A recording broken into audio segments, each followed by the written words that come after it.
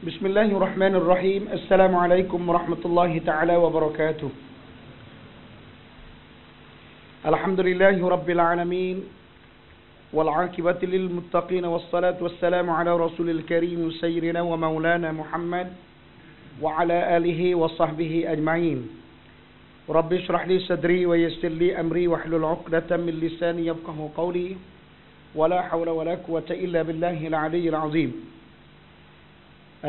Sebelum saya teruskan tazkirah kita pada tengah hari ini, terlebih dahulu saya perkenalkan dulu diri saya. Saya Zakaria bin Muhammad, berasal dari kampung Limau Rantau Panjang, Kelantan.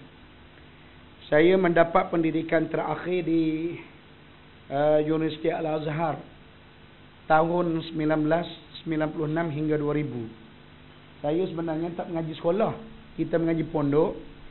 Jadi pergi ke Mesir itu tak ada sijil lah. Balik daripada Mesir tahun 2005 baru dapat kerja kerajaan, setelah mana ambil sijil SPM secara persendirian. Tahun 2005 dapat kerja kerajaan di Sekolah Kebangsaan Sungai Kapar Indah, Kelang. Akhir 2005 letak jawatan. Kemudian seminggu selepas tu kita ditawarkan oleh JAKIM sebagai penolong pengarah dakwah. Masa tu penolong pengarah dakwah belum lagi diagih tugas. Bulan 6 2006 baru diletak di bawah bidang tugas dakwah masyarakat orang asli negeri Kelantan dan Terengganu. Jadi balik kampung Pulau gitu. Tapi sekejap je. Bulan 7 2007 tukar pula. Tukar ke Putrajaya sebagai penolong pengarah bahagian halal. Kerja saya ialah buat inspection mana-mana syarikat yang mohon sijil halal tu. Sampai bulan 8 2008 ditukar ke Qadhi Wilayah Persekutuan Kuala Lumpur sehingga 2011. 2011 tukar pula sebagai ketua imam di Masjid Rahimah Kampung Bandang sampai bulan 9 2014. Itulah jumpa dengan Rizal ni. Saya kata budak Rizal ni budak yang bagus. Bila kita tengok orang muda macam dia ni payah nak pergi ke masjid dia kan. Dia waktu subuh ada waktu, yalah balik kerja dia pergi. Ya. Boleh. Patut. Pada waktu tu kita tak kenal lagi dia ni. Dia jadi rapat dengan dia setelah mana masjid tu diruntuh. Masjid Rahimah tu dia runtuh nak buat baru. Saya pun tukar naik pangkat. Hantar semula ke Jawi, Kuala Lumpur sebagai penolong pengarah kanan bahagian penguatkuasa. Jadi tugas saya di sana di Jawi adalah bahagian operasi, ketua operasi. Jadi tangkap-tangkap orang ni sayalah. Begitu. Jadi malam ni juga ada tangkapan akan kita buat, iaitu berkaitan dengan Syiah. Kan hari ni 10 Muharram. Jadi kerja dia lah ni. Jadi walau apa-apa pun, itulah lebih kurang silsilah sayanya merantau di Kuala Lumpur. Namun saya walaupun berada di Kuala Lumpur, jiwa saya di kampung. Sebab itu saya selalu berpesan kepada mana-mana orang yang berada di Kuala Lumpur. Kuala Lumpur tempat kamu cari makan, tempat untuk kamu menaikkan taraf hidup ialah di kampungmu. Mana dapat duit hantar ke sana, dapat duit hantar ke sana. Bahkan saya di kampung saya berjaya membina sebuah masjid dengan kos 500,000 dan sekarang kita bina sekolah tahfiz. Di Kelantan, tahfiz ni dia sebenarnya anak angkat masjid saya lah. Tujuan kita buat begitu sebab saya nak membantu mana-mana warga Kampung Pandan ni supaya dia dapat pahala yang banyak. Jadi kita pun buat tahfiz saya sebagai anak angkat masjid tu. Sekarang masjid tu dah roboh, tunggulah 2016 masjid tu siap. Pelajar-pelajar yang belajar di tahfiz kita akan menjawab jawatan imam pula. Sebab cuba tengok imam di Kuala Lumpur semua kebanyakan orang Kelantan. Ni kan? Mana orang Kuala Lumpurnya? Orang Kuala Lumpur dia tak minat jadi tu imam. Sedangkan tu imam ni lebih mulia. Imam ni lebih mulia daripada jawatan lain. Macam saya jawab jawatan imam. Imam ni jawatan dia kecil. Orang kerja dia jawab jawatan dia tinggi. Tapi imam lebih mulia. Orang lebih hormat daripada orang lebih hormat imam lagi daripada lain-lain jawatan kan. Jadi oleh itu saya pun nak nampak tak boleh Jadi bila orang Kelantan pegang jawatan imam, susah kita nak balik gaya. Nak balik gaya memang problem. Sebab kita Kelantan nak balik, siapa dia nak jaga masjid? Sudah tentu kita nak anak tempatan. Jadi itulah dasar saya. Jadi hari ini tuan-tuan sekalian, saya terlebih dahulu mengucapkan berbanyak-banyak ribuan terima kasih kepada tuan-tuan dan tuan-tuan juga puan-puan yang sudi menjemput saya hadir ke sini buat kali pertamanya. Kalau di Menara KLCC itu saya datang. Sini tak pernah datang. Sesak 2-3 kali sesak. Walah tempat saya ni kita selalu pusing. Kita selalu pusing, kemudian tangkapan pun selalu juga kita masuk. Tapi tak nampak sini oleh kerana dia tinggi sangat bangunan. Yang kita tangkap bukan yang tinggi, yang rendah-rendahnya. Yang rendah, sebab itu tak nampak tu. Jadi walau apa-apa pun pada hari ini, marilah sama-sama kita merenungi dan berfikir sempurna dengan sambutan tahun baru Islam ini supaya kita dapat mengekalkan keazaman kita untuk menjadi manusia yang berguna. Dalam Al-Quran Allah Ta'ala menyebut dalam sebuah surah yang dinamakan surah Al-Hash. Al-Hash maksudnya himpunan di padang mahsyar. Jadi dalam banyak-banyak surah dalam Al-Quran ada nama surah Baqarah, surah lembu. Ada nama surah Nisa, surah perempuan. Ada surah Al-Ma'idah, hidangan makanan. Ada surah yang dinamakan dengan Yaumul Qiyamah, surah kiamat. Ada surah yang dinamakan dengan Al-Hash, himpunan di padang mahsyar. Jadi kalau surah yang berkaitan dengan kiamat, dia akan cerita tentang huru-hara kiamat dan apa-apa yang berlaku ketika mana nak berlakunya kiamat. Adapun sekarang dalam surah ini dia menceritakan bagaimana keadaan manusia di padang mahsyar. Jadi sebab itu nama surah itu Al-Hash, himpunan di padang mahsyar. Allah Ta'ala berfirman dalam surah ini ayat yang ke-18, Ya ayyuhalladzina amanu ittaqullaha wal tanzur nafsum ma qaddamat lighadin wattaqullaha innallaha khabirum bima ta'malun. Allah Ta'ala kata, wahai orang-orang yang beriman, takutlah kamu kepada Allah. Ini selalu kita dengar perkataan ittaqullah pada hari Jumaat. Hari Jumaat selalu khatib sebut ittaqullah wa ati'uh la'allakum tuflihun. Takutlah kamu kepada Allah, taatlah kamu kepadanya, mudah-mudahan kamu mencapai kemenangan. Amma ba'du, ya pun. Tajuk khutbah pada hari ini gitu dah. Itu untuk khatib, sebab saya khatib juga dulu. Jadi sebenarnya apabila disebut perkataan ittaqullah, kita mesti ingat, sudah tentu selepas daripada perkataan ittaqullah, ada beberapa perkara yang lebih penting untuk kita memberi perhatian dan mengambil pengajaran. Supaya perkara penting ini tidak dipersia-siakan oleh kita dan tidak diabaikan oleh kita. Apa yang Allah Ta'ala nak sebut? Wal tanzur nafsum ma qaddamat lighadin. Takutlah kamu kepada Allah, jangan takut kepada sesiapa pun. Okey, dia pun mati terus. Bila takut kepada Allah bererti jiwa kita kosong pada waktu itu. Kalau Rizal ni, dia selalu bawa BMW dia ni. Maknanya bila sebut ittaqullah, dia kena lupa nikmat naik kereta BMW. Dia kena lupa. Kenapa? Sebab berapa ramai orang besar yang kaya-kaya. Dengar. Kenapa saya sebut orang besar kaya-kaya? Waktu saya duk konseling di Jabatan Agama, tuan-tuan sekalian, ada seorang lelaki gaji 78,000. Tak kaya 78,000 ni, ada lagi yang kaya. Cuma dalam borang yang bini dia tulis tu, gaji pendapatan suami dia secara kasarnya 78,000. Kerja isteri sebagai suri rumah 7,000. Isteri yang membuat aduan kerana nak cerai. Jadi kita kata, kenapa akak nak cerai?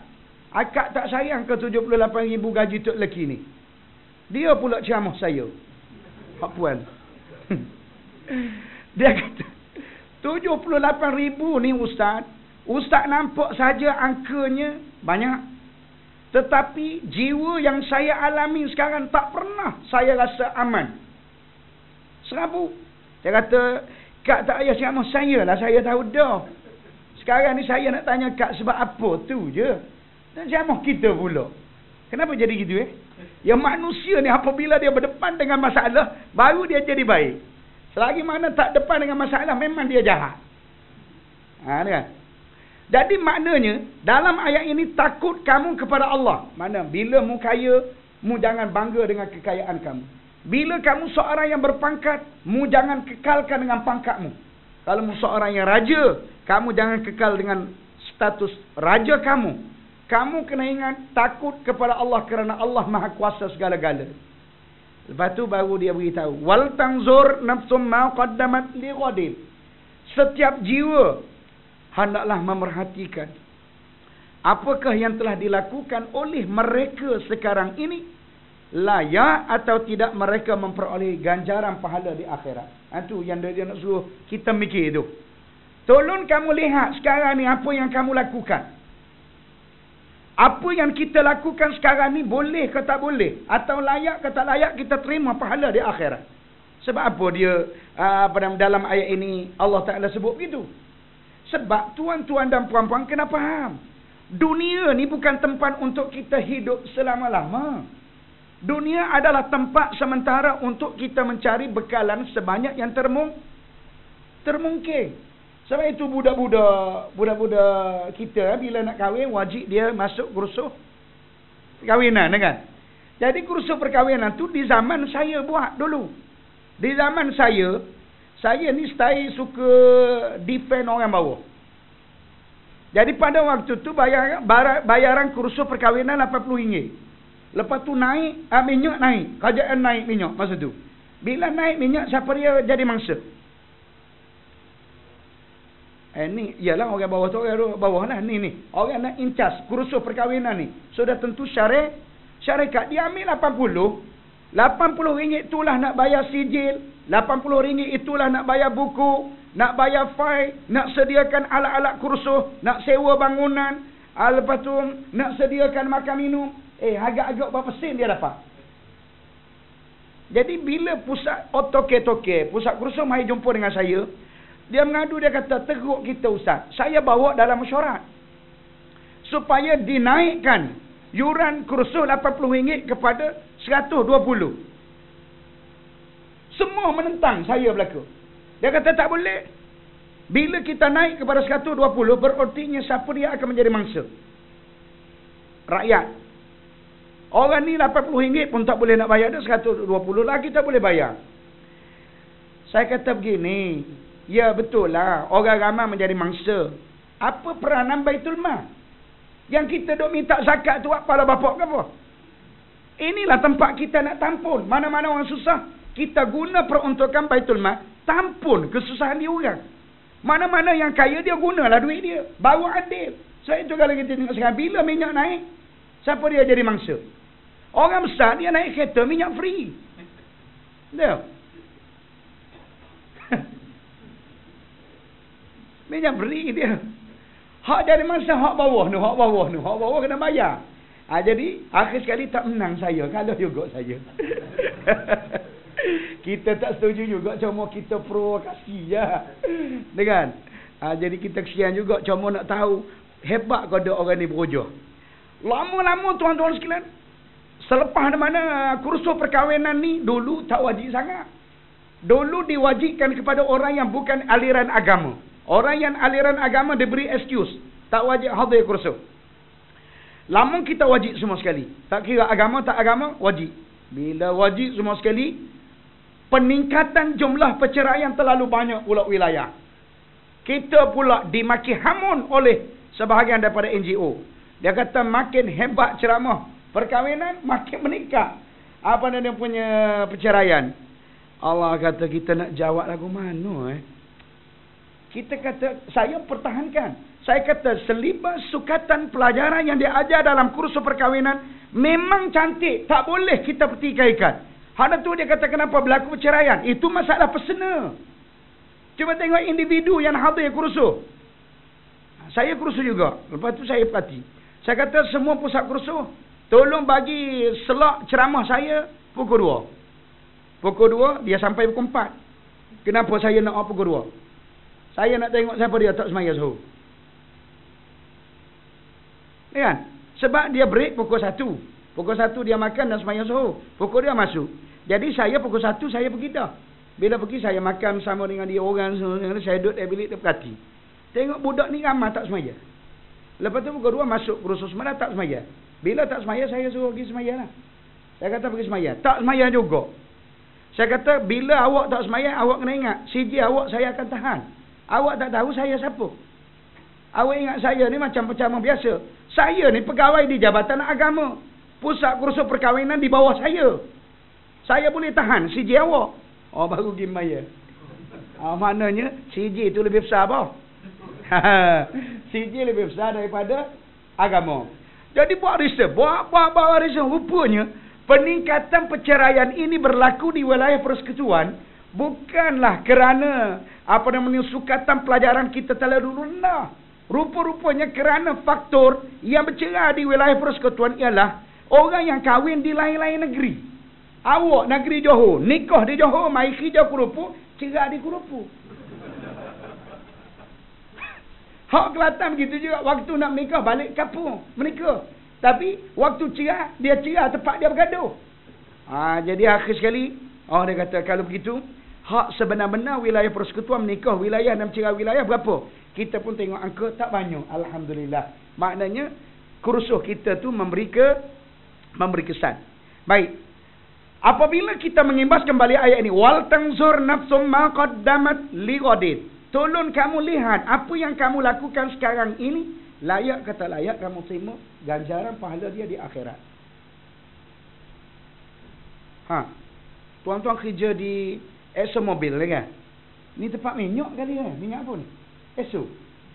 Kau petrol.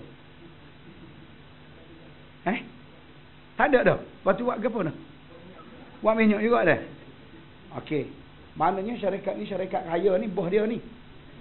Bos awak orang bukan Islam kan? Tengok bagus awak. Ada bos awak marah bila awak dengar ceramah lagu ni? Tak dah. Cuba awak tengok di bahagian agama. Di bahagian agama kalau nak awak kerja lagu ni dia marah.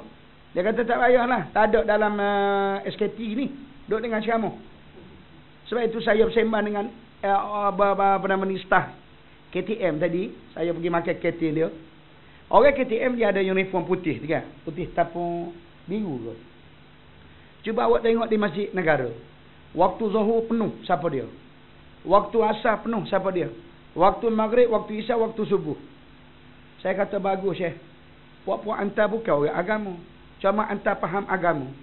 Ni puak-puak ana ni satu pejabat bangunan Jawi. Mana dia orang pegawai-pegawai agama turun sembahyang Masjid Negara? Tak turun sembahyang. Celaka sungguh puak-puak ni. Dia pandai ceramah je. Ni, saudara Rizal ni 3 tahun lah. Setiap masjid, tuan-tuan sekalian, dalam masjid ada quarters. Quarters imam 1, 2, 3. Kemudian bila 1, 2, 3 siap. Imam ramai kan? Cuba tengok waktu malam. Ada berapa tu imam ada dalam masjid?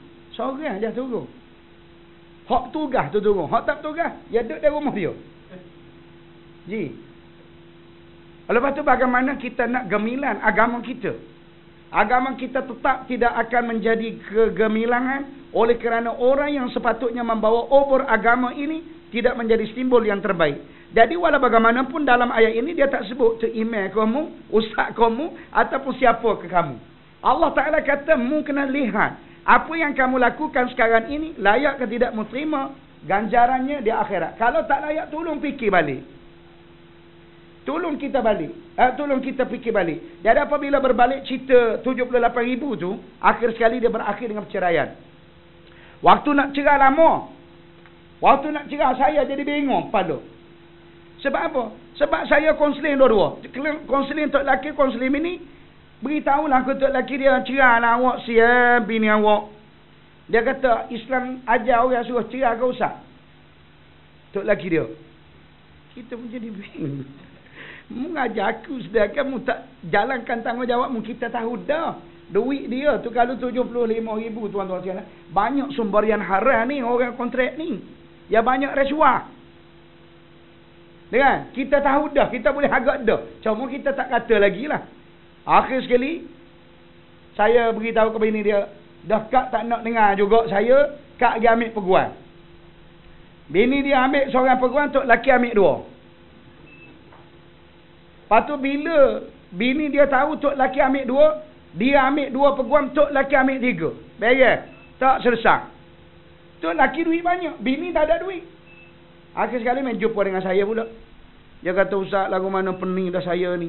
Saya kata gini, Kak.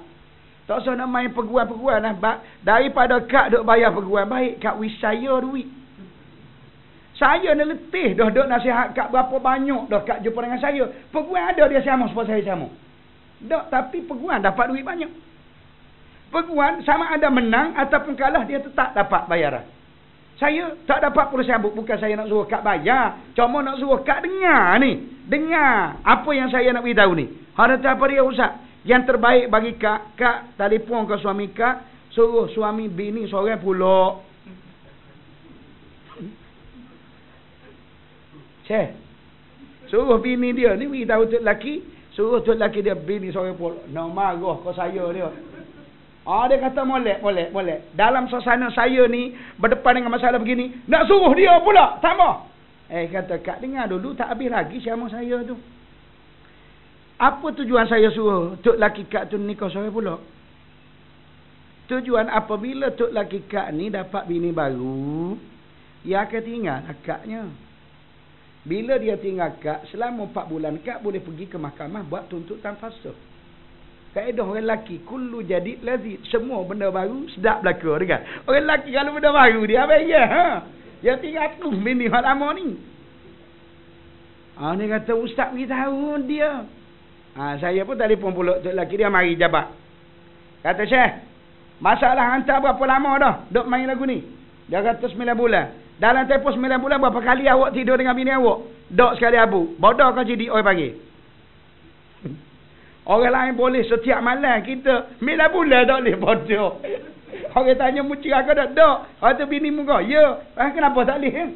Bila tak boleh, tidak ada erti kita menikah tu. Lah saya kata ginilah. Apa kata kalau hantar pergi bini seorang pula? Dia kata cukup dengan seorang ni dah usah. Hak seorang ni pun serabut-serabut dah. Dah.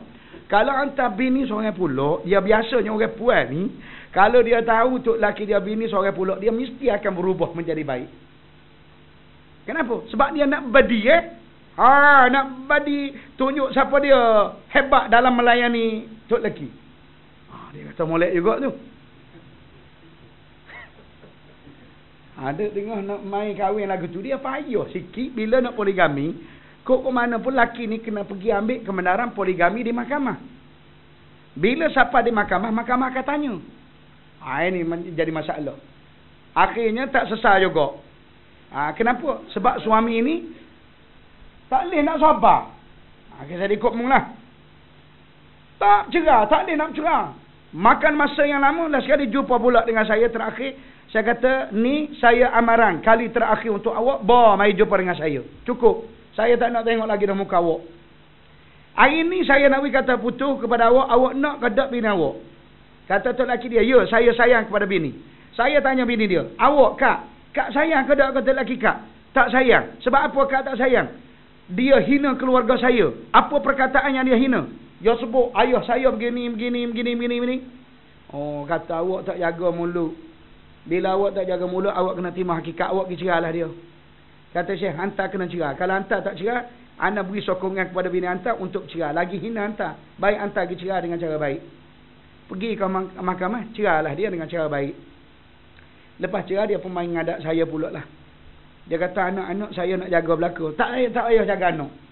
Hantar bukan ada kelayakan jaga anak. Kita orang lelaki mana pandai, pakai pepoh pun terbalik lagi. Tak payah. Kata sekarang anak biar bini hantar jaga, beri duit, cuma kita dapatkan hak penjagaan bersama. Maksudnya awak nak anak awak boleh ambil. Tapi jaga biar bini hantar jaga. Jadi akhir sekalinya dia beri anak kepada bini dia nikah dengan warga Indonesia. Lok comel orang puan. Comel mari tunjuk saya pula bini dia. Lawa je. Pergi nikah di Indonesia. Tapi ni yang saya nak sebut kaitan dengan ayat ini. Nikah dia tak sampai sebulan. Mari pula jumpa dengan saya, buat pendaftaran perceraian pula dah. Kata mana pula Syekh? Dia kata kawan ni kaki duitan lah. Dia kata nak tu nak ni, dia kata bini saya dulu tak pernah minta duit dengan saya. Apa maksud? Saya pun, pada waktu tu baru saya belasah dia. Ana nak tanya hantar lah. Hantar ni orang muda, umur dia 35 tahun macam. Hantar 35 tahun, Ana ni 40. Tua Ana ke muda hantar? Mampu yang hantar ni banyak sangat duit ni. Ana tak banyak-banyak duit. Ana nak tanya hantar kerja ke apa? Dia pun sebut-sebut baik. Selama hantar kerja ada ke tidak hantar ni rasuah? Dia kata kalau tak rasuah memang tak boleh buat kerja sekarang ni Ustaz. Dia kata sekarang ni saya nak tanya awak. Ramai ke tidak orang ni hak jadi kaya raya sekarang dia rasuah? Tak tahu. Awak kita tanya dia. Kalau orang sekarang dia boleh jadi kaya hasil daripada tidak rasuah, awak tanya dia lah. Awak jangan nak jadi kaya dengan cepat rasuah. Akhir sekali tengok. Anta sudah berpisah dengan bini anta.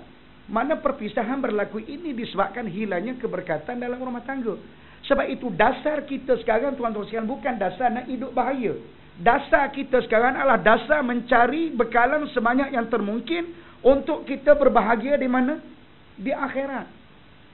Hari ini dalam dunia lagi Allah Ta'ala tunjuk kegagalan ciptaan kita sendiri.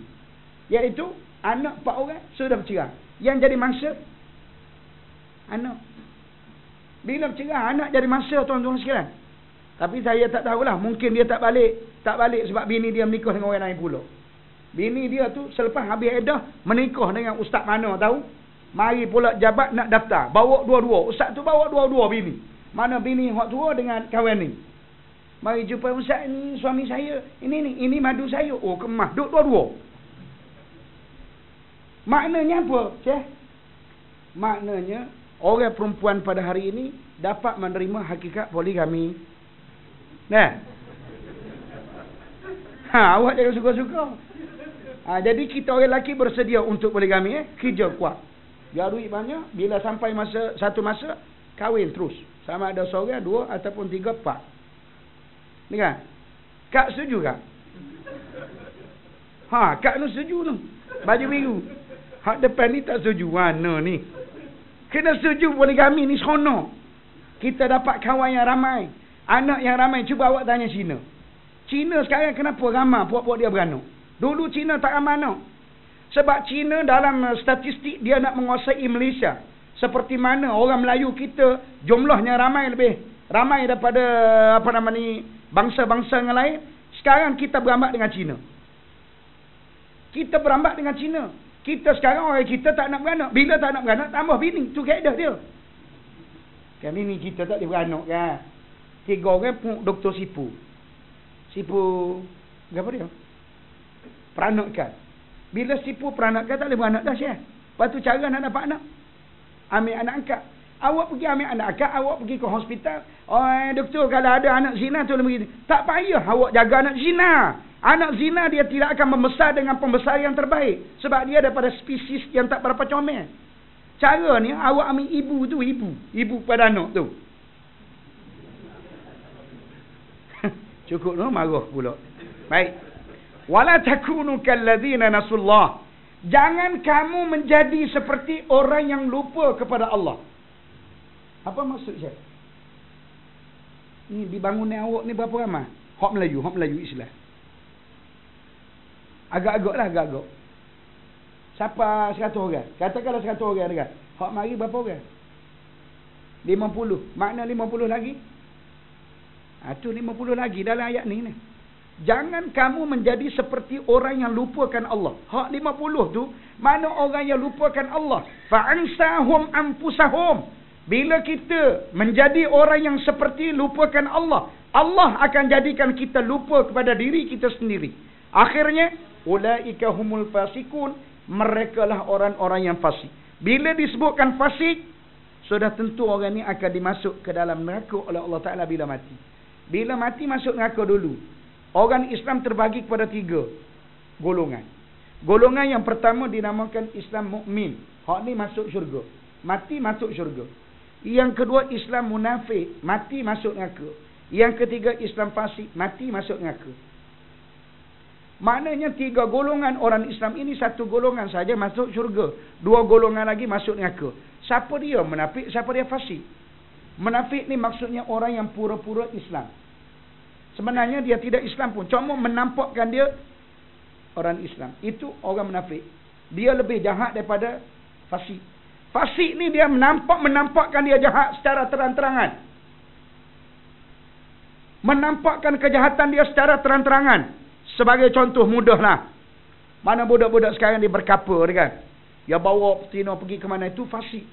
Mana dia tunjuk secara terang-terangan kejahatan dia. Hak saya lagi katakanlah saya kan.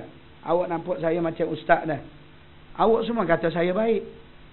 Awak kata. Tapi balik jabat saya 4-5 orang betina belakang saya. Kan?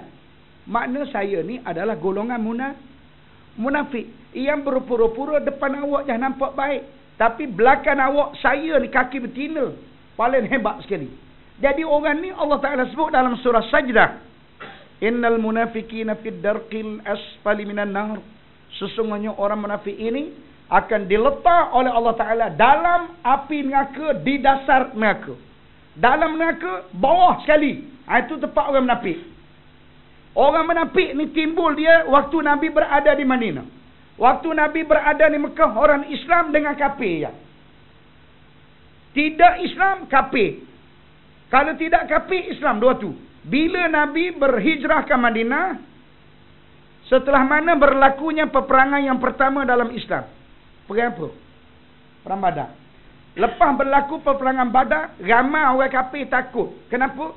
Sebab peperangan Badar ini adalah peperangan yang luar biasa, iaitu jumlah orang Islam sedikit, alat kelengkapan orang Islam pun tak banyak, orang kafir jumlah dia ramai, kelengkapan mereka hebat, tapi dikalahkan oleh orang Islam, menyebabkan orang kafir jadi takut. Ramai orang kafir masuk Islam, pura-pura masuk Islam kerana takut dibunuh oleh orang Islam. Maka orang ni lah tuan-tuan sekalian yang menjadi jahatnya agama kita.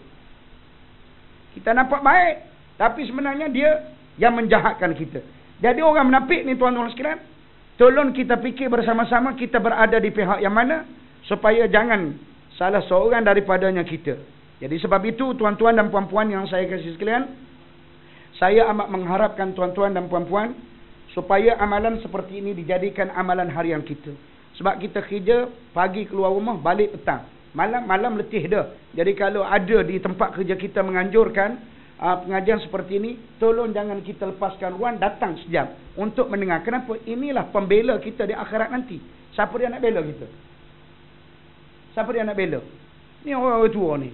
Saya tak tahulah awak. Tapi kalau ahli jemaah saya, ni Rizal pun dia tahu ada seorang tu orang tua. Dia ada kereta Mercedes, dia ada kereta Jaguar, dia ada kereta 2-3 buah kereta lagi. Mana harta dia banyak.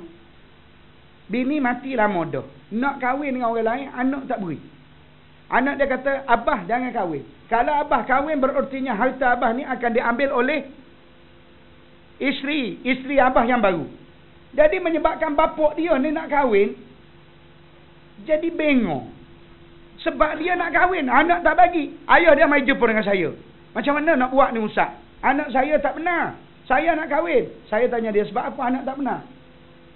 Anak bimbang takut harta saya ni dapat kepada bini muda. Saya kata, Haji, harta Haji ni milik anak ke ataupun milik Haji? Harta kita milik kita ke milik anak? Cuba jawab ni. Kita nak bukti ni. Harta kita milik kita. Dia akan bertukar menjadi milik anak selepas kita mati. Tapi hari ni kenapa awak bertungkus lumuh mencari harta yang banyak? Bila harta banyak, penat lelah awak, last kali tukar nama kepada anak. Awak merasakan awak ni baik, sebenarnya awak tak baik. Sepatutnya waktu awak ni diambang usia, nak mati tak berapa lama, tengok anak seorang habuk tak boleh ganti, awak ambil duit awak banyak ni, sumbang untuk agama. Supaya bila awak mati, hak ni lah yang akan menjadi pembela awak di akhirat nanti. Kalau anak awak lupa pada awak, bayar. Sebab bahagian derma sudah pun dilakukan oleh awak satu ketika dulu. Haji ni, dia tukar nama kepada anak. Kononnya, nak ambil hati anak, sekejap lagi anak beri je. Tukar nama, dia ambil satu je rumah untuk dia. Last sekali dia pun beritahu, sekarang aku tukar nama belaka dah kepada puak-puakmu, hari ni ayah nak menikah, anak tak wui juga. Dia kata, nantilah dulu ayah. Dia pun jadi pening. Hari itu alasan tak anak harta sudah tukar. Sekarang tahu juga saya kata haji bodoh. Haji bodoh saya kata doh kan. Yang apa haji dah beri harta kepada anak. Tahu-tahu tengok secara terang-terangan anak ni tak boleh berbakti kepada haji. Sepatutnya haji bila haji mati bini hari ni, esok anak haji mari tanya selalu. Ayah ada dah ke boyfriend? Girlfriend? Tanya terus. Orang puan tak boleh nak tanya gitu. Kalau ayah mati, kita tinggal mak. Boleh kita tanya mak? Mak nak cari dah ke suami? Tak boleh. Sebab mak kita beredar 4 bulan 10 hari. Sebab itu dia kena bergabung. Kita orang lelaki awak, anak-anak lelaki ni kena tanya ayah. Menjadi kewajipan anak kena tanya ayah. Kalau ayah kata biarlah dulu makmu baru mati, okey beres. Ada juga orang jenis ayah kita, orang jenis kuat. Syukur dia. Ada Syekh. Hak jenis makan madu sama dia kan. Jadi bila kita tanya, dia kata, bagus mak, mu lah anak aku yang paling bagus sekali. Mu faham jiwa aku. Oh gemah. Maknanya kalau harta tu ada sikit pakai kita belaka dia beri kan. Itu kebaikan anak. Jadi sekadar itu dulu tuan-tuan dan puan-puan yang saya kasih sekalian. Cuma saya nak beritahu siapa dia di antara tuan-tuan yang ada nak menderma untuk pembinaan sekolah tahfiz saya ni.